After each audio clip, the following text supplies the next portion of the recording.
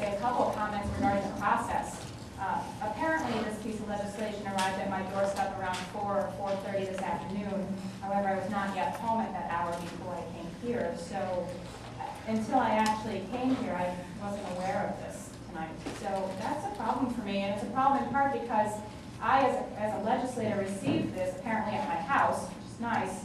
However, I don't believe any member of the public received it. And I was impressed, in fact, that we had 2 speakers tonight for public hearing because I don't believe that anybody else had an opportunity to come and speak to us because they didn't know we were going to be taking this action. And in fact, the phone call I received last night indicating we could have a special session tonight just told me I should reserve 6 o'clock on my calendar in case a meeting were called, but did not in fact call a meeting. Therefore, I think that the fact that the Republican majority voted against just preserving this vote for 2 days to allow members of this community an opportunity to come in and speak, it is just terrible. I think it speaks to the fact that we don't have open and honest government here, and many decisions are made in secrecy, and I think it speaks to why we need to have more a more bipartisan approach to government in this county, which is better for the residents and for the constituents that we represent. Getting to the Intercept itself, I think it's insulting to absolutely every single resident of this county to call this a community solution. This is going to harm every school district in the suburbs.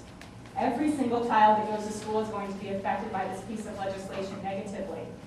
Either school districts are going to cut their budgets, which means cuts in their non-mandated budgets, which means libraries, it means physical education, it means art and music, and it means teachers. It means increasing class size.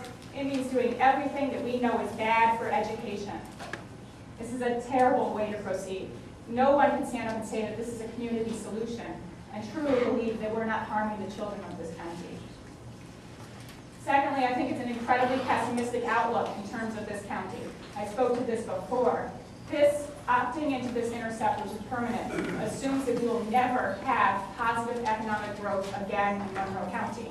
How am I supposed to go back to my family and my constituents and say, I believe that this county is never going to grow at a rate that exceeds the rate that would be comparable to opting into the sales tax Intercept? That's terrible. Who wants to stand up and represent a public and a community and say that I think we're never going to get better? Why do we come to work and do this job if we don't think we're ever going to get better?